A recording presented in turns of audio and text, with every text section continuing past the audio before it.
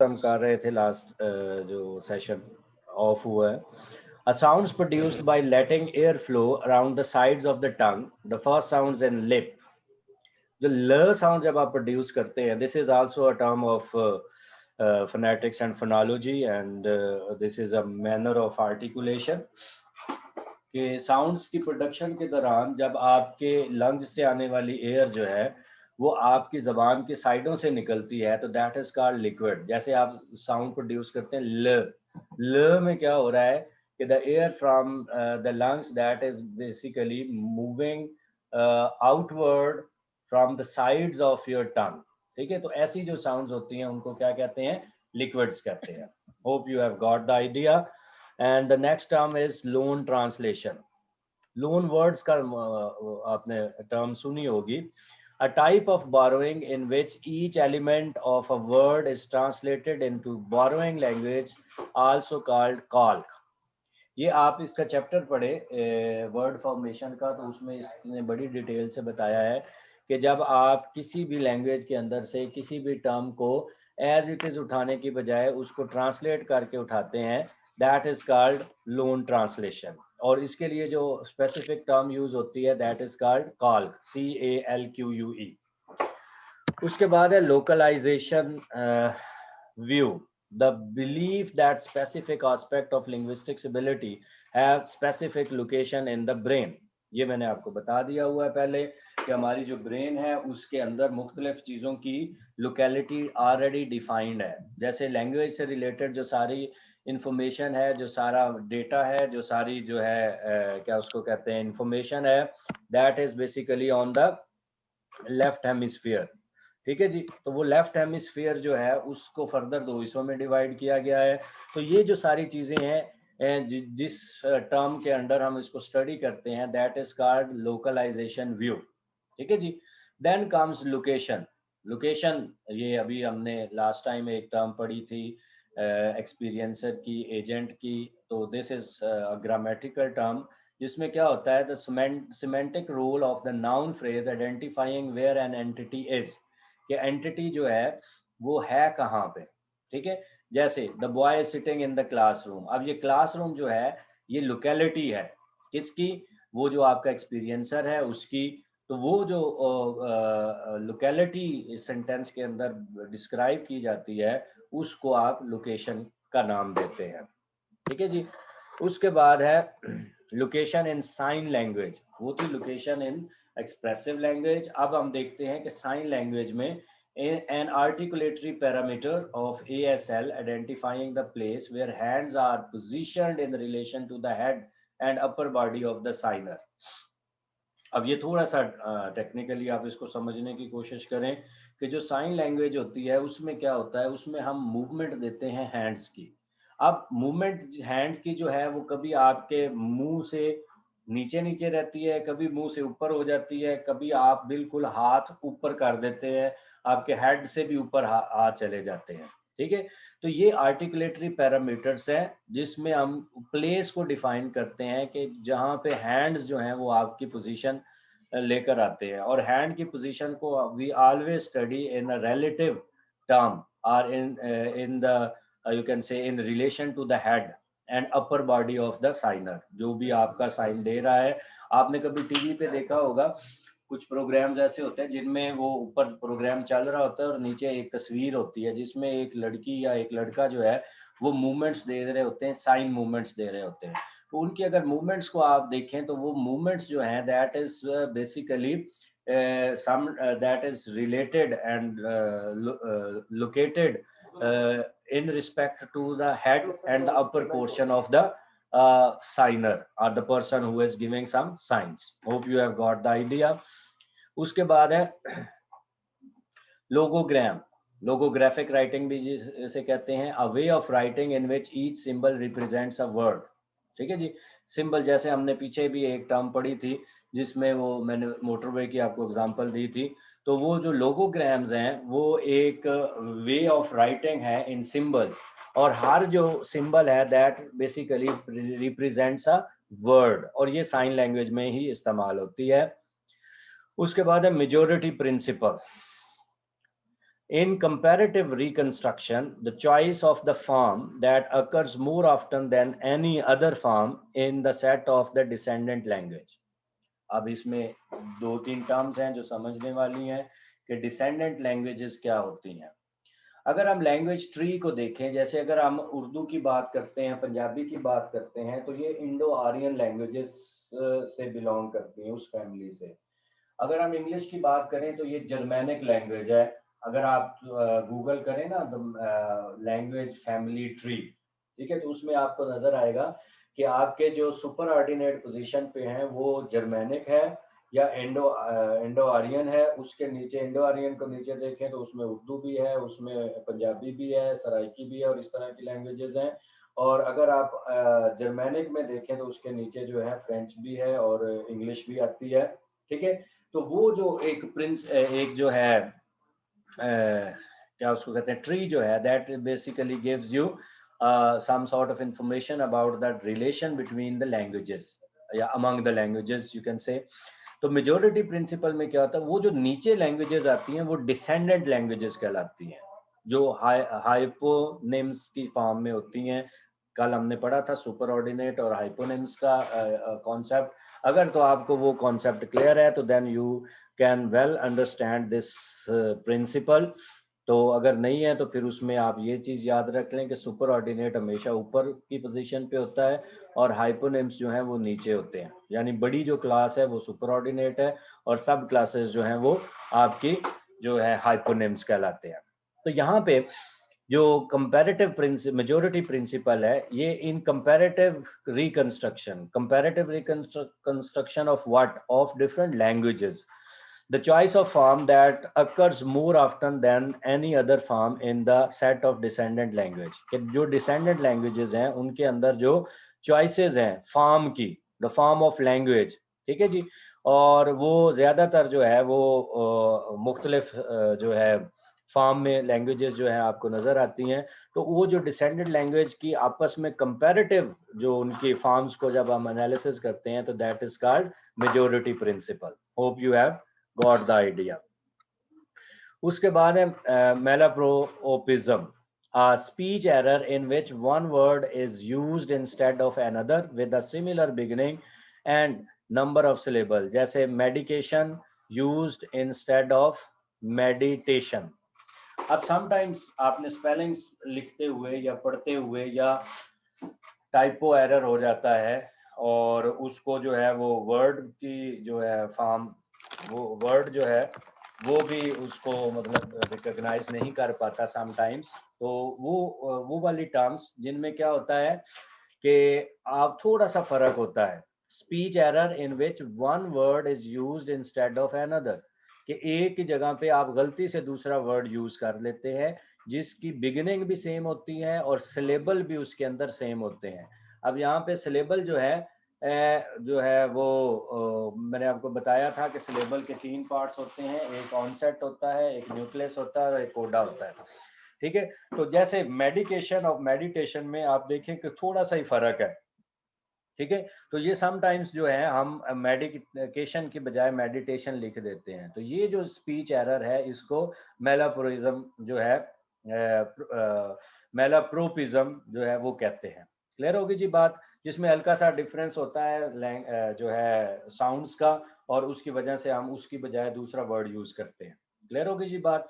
उसके बाद है मैनर मैक्सिम। ये मैंने आपको प्रैग्मेटिक्स में कल भी बताया था, ग्राइस के मैक्सिम्स हैं। कोऑपरेटिव प्रिंसिपल के अंदर आप पढ़ेंगे इसको कि maximum of manner, maximum of quality, maximum of quantity, ठीक है। तो ये उनमें से एक मैनर मैक्सिम है। The assumption in conversation that you will be clear, brief and orderly.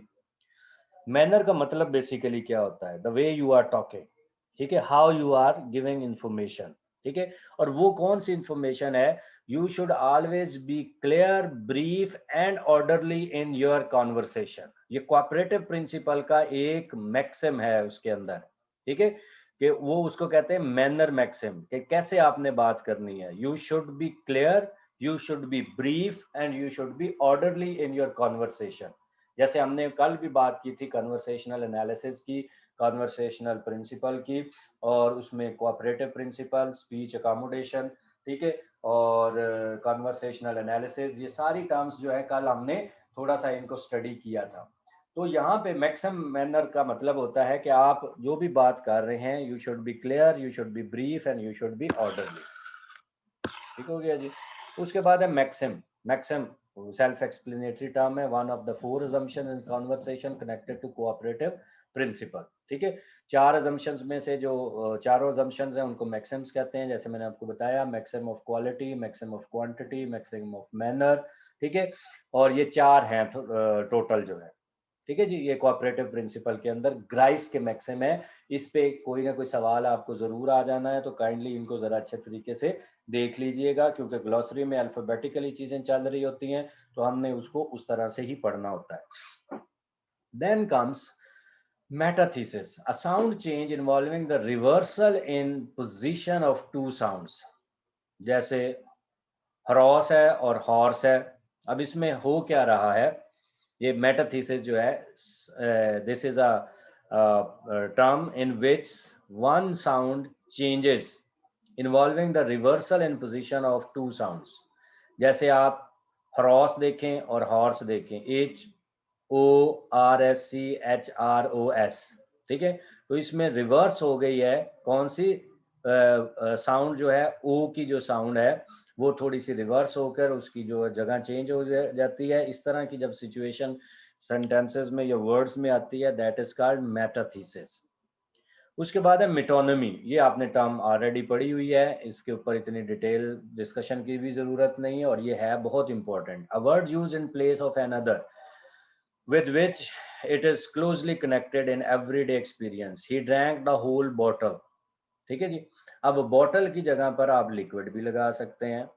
ठीक है, he gave me a pen, अब पेन की जगह पे आप पेंसिल भी लिख सकते हैं, लेकिन वो राइटिंग के साथ होना चाहिए।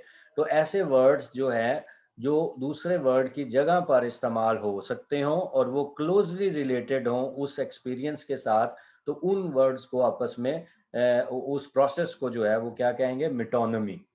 ठीक है जी, ये लिटरेचर में भी आपने पढ़ी होगी, लिटरेरी टर्म्स में भी आपने देखा होगा। मिडल इंग्लिश, ये चौसर की एज की जो अंग्रेजी है, या जैसे आपने पढ़ा है एंग्लो सैक्सन से अगर आपने स्टार्ट किया है या ग्रीक से स्टार्ट किया है, तो एंग्लो सैक्सन पीरियड है, फिर एंग्लो नॉर्मन पीरियड है, फिर मिडल एजेस हैं। तो ये मिडल इंग्लिश कौन सी है, a form of English in use between 1100 and 1500, और मेरा ख्याल है थोड़ी बहुत प्लस माइनस के साथ ये मिडल एज ही है। ठीक है, अगर आप लिटरेचर में भी पढ़ें। और उसमें लिटरेचर में आप देखें, जब आप तो क्योंकि वो लिटरेचर ही खाली पढ़ रहे होते हैं, तो उसमें जो है ना एंग्लो सेक्शन में जो डायलेक्ट्स थे, मेर्सियन था, वेस्ट सेक्शन था, और इस तरह के जो लैंग्वेज के डायलेक्ट्स हैं, उनके ऊपर भी सवाल आपको आना है एक ना एक। ठीक है, कि जो मिडल एजेस में जो डायलेक्ट्स यूज होते थे, सॉरी मिडल एजेस में और उससे पहले जो है आपकी कौन सी एज थी, एंग्लो सैक्सन और एंग्लो नॉर्मन, उसमें अगर आप बुक में देखें तो उस एज में जो डायलेक्ट इंग्लिश के यूज हो रहे थे, ठीक है, और उनके ऊपर भी सवाल आपका बन सकता है। उसमें जो मुझे याद है वो मैंने आपको बता दिया, वेस्ट सेक्शन है, और जो है मेर्सियन है, और एक दो और हैं, वो अब मुझे याद नहीं आ रहे, लेकिन आप उनको देख सकते हैं। ठीक है, जो स्टूडेंट हैं मेरे, उनको वो, क्योंकि अब सारे म्यूट हैं तो टाइम ज़्यादा लग जाएगा, इसलिए हम आगे चलते हैं। वो आप खुद ज़रा देख लीजिएगा एक दफ़ा, और उनको देख के जाइएगा। लिटरेचर के साथ जो लैंग्वेज की डेवलपमेंट्स है ना आपकी एजेस वाइज, उसको भी ज़रा थोड़ा सा आपने जहन में रखना है।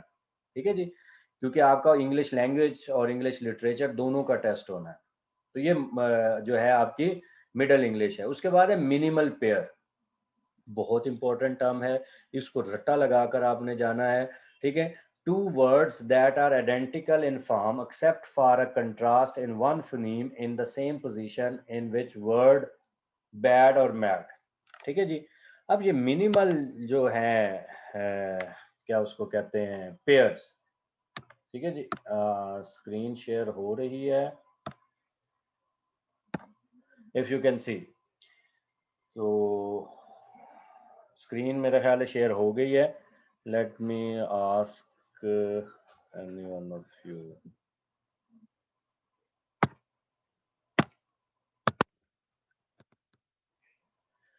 जी। अब इसमें देखें, अब है वर्ड है आपका, सॉरी, वर्ड हम जरा चेंज कर लें, आसान कर लें। 1 सेकंड प्लीज।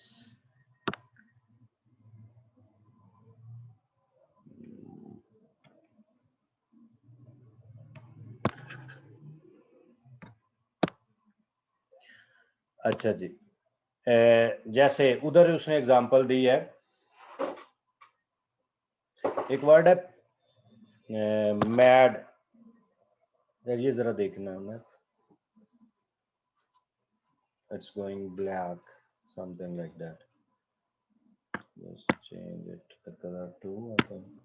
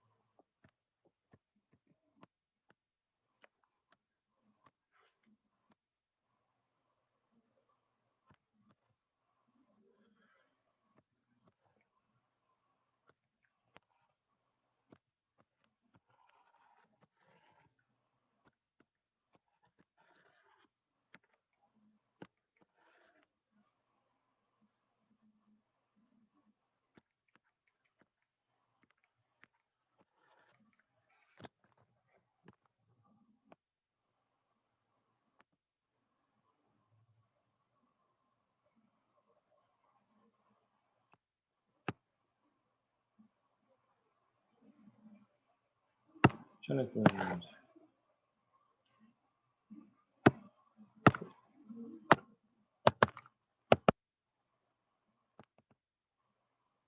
Ji, sorry.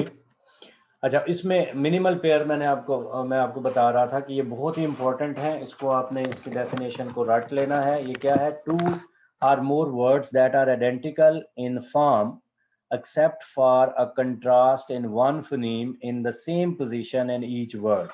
जैसे बैड और मैड है। अब अगर देखें, हम यहाँ पे लिखते हैं बैड और यहाँ पे हम लिखते हैं मैड, ठीक है जी। अब इसमें देखें, जो ये दोनों आपस में, इनको मिनिमल पेयर्स कहा जाता है, ठीक है। ये साउंड आपकी सेम है, ठीक है, दोनों में सेम साउंड है, साउंड है, बैड, ए और मैड, ठीक है। और इधर एंड वाले भी सेम है, ठीक है। लेकिन ये फर्स्ट वाली जो है वो डिफरेंट है।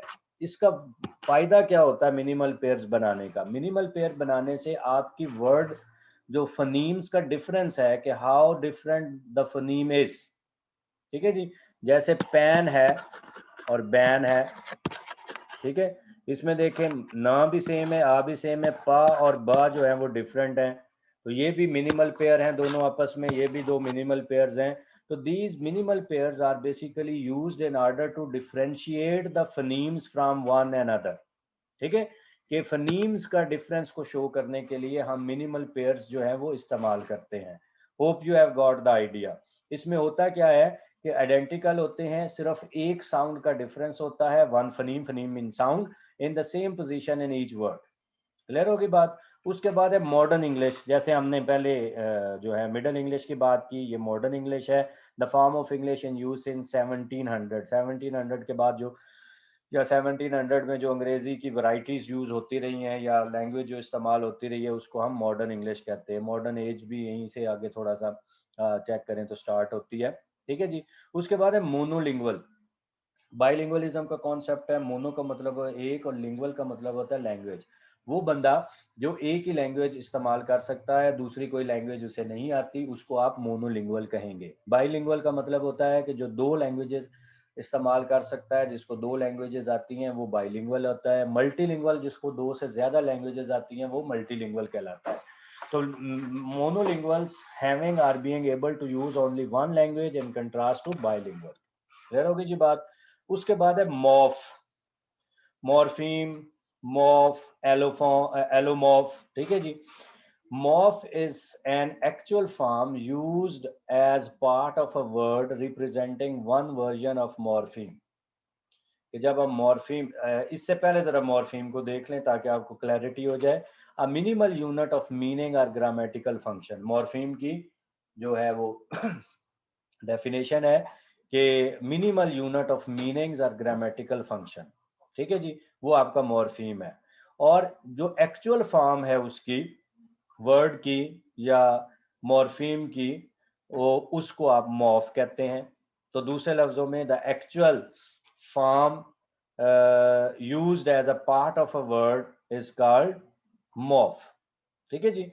तो ये मॉर्फ और मॉर्फीम में थोड़ा सा फर्क है, उसकी मतलब फॉर्म का उसमें फर्क है। और कल मैंने एक आपको सेंटेंस लिखवाया था कि every word is a morpheme but not every morpheme is a word, ठीक है, कि हर जो वर्ड है वो मॉर्फीम होता है और हर जो मॉर्फीम है वो वर्ड नहीं होता।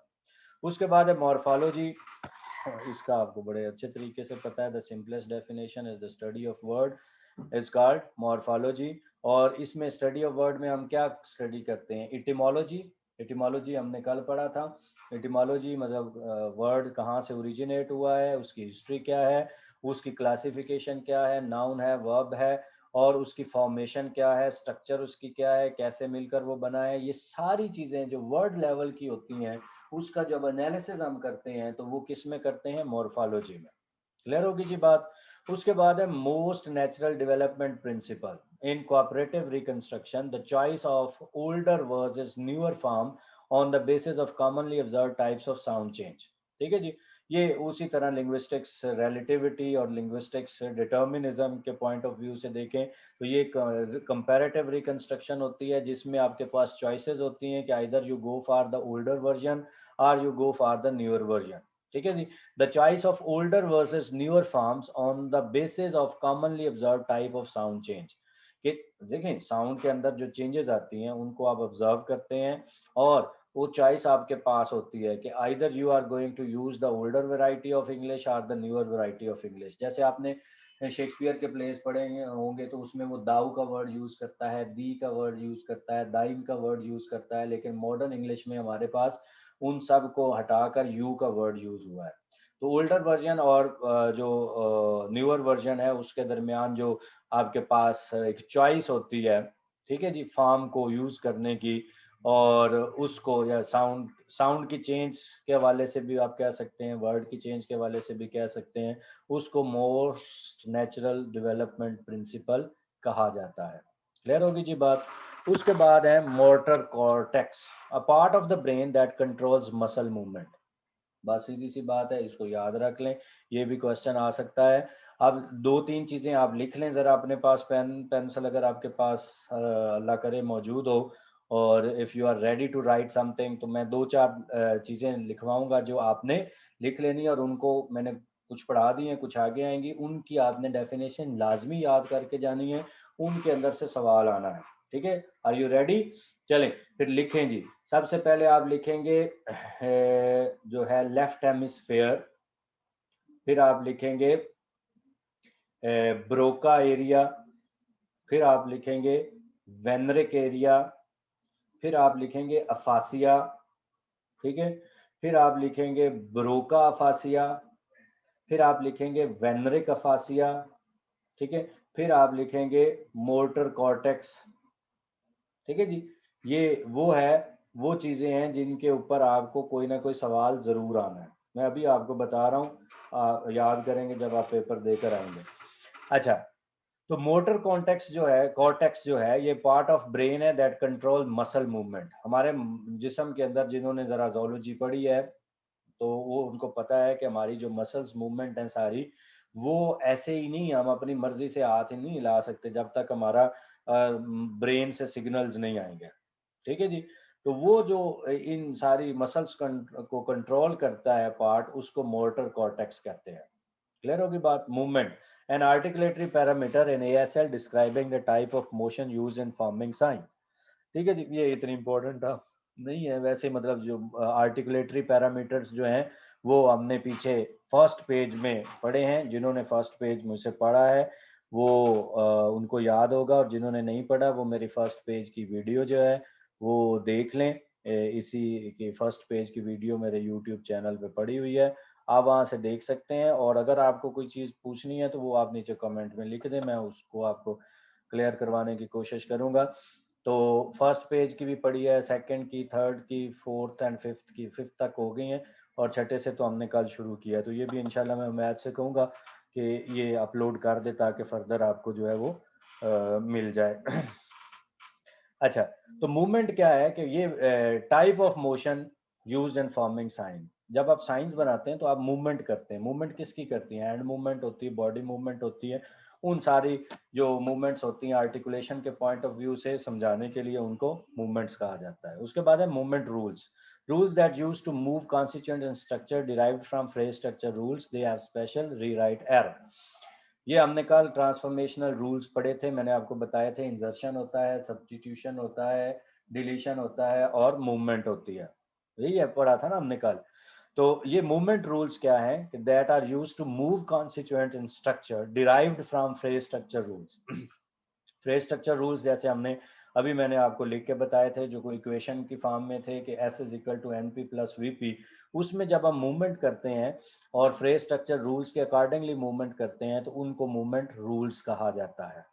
क्लियर होगी जी बात? और उनको हम किस तरह से जाहिर करते हैं? दे आर अ स्पेशल री राइट एरो। ये एरो जो बना हुआ है इससे हम उसको जो है वो लिखते हैं या इससे हम उसको शो करते हैं। उसके बाद है narrowing. A semantic change in which a word is used with the less general meanings, जैसे आपका है any type of food, meat और meat, only animal fresh, in contrast to the broadening। देखें, नैरोइंग और ब्रॉडनिंग ये दो अलग अलग कॉन्सेप्ट्स हैं। इनका आपको पता है, नैरो का मतलब होता है किसी चीज को नैरो डाउन करना, उसको और जरा नीचे लेकर आना, ठीक है। और ब्रॉड, आप उसको जब ब्रॉडर करते हैं, उसका स्कोप बढ़ाते हैं, ठीक है जी। तो वो आपका जो है वो ब्रॉडनिंग कहलाते हैं। तो यहाँ पे लैंग्वेज की सेंस में अगर हम देखें तो semantic change in which a word is used with less general meaning, कि जो लेस जनरल मीनिंग में जब हम उस वर्ड को यूज करते हैं यानी नैरो डाउन कर देते हैं तो दैट इज कॉल्ड नैरोइंग। और ये सिमेंटिक चेंज होती है, ठीक है, मीनिंग्स के एतबार से। जैसे मैट और एनी टाइप ऑफ फूड और meat only animal flesh in contrast to broadening, ठीक है जी। ब्रॉडनिंग जो है वो फर्स्ट पेज में हमने पढ़ी है। उसके बाद है नेजल। नेजल्स क्या है? Nasals are also this manner of articulation, ठीक है। a sound produced through the nose, the first sounds in my name, m and n, और तीन nasal sounds है इंग्लिश लैंग्वेज में, ये याद रख लें, ठीक है।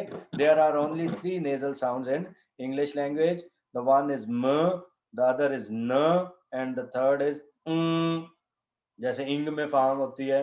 तो ये नेजल साउंड्स हैं जो प्रोड्यूस होती है नेजल कैविटी के रास्ते से, ठीक है जी। उसके बाद है नेजलाइजेशन, pronunciation of sound with air flowing through the nose typically before a nasal consonant, ठीक है। नेजलाइजेशन का मतलब क्या है कि जब आपकी साउंड प्रोड्यूस होती है और एयर जो है, जाहिर सी बात है, मैंने आपको बताया था कि नेजल साउंड साउंड कब प्रोड्यूस होगी? साउंड तभी प्रोड्यूस होगी जब आपके लंग से आने वाली हवा किसी तरफ जाएगी, ठीक है।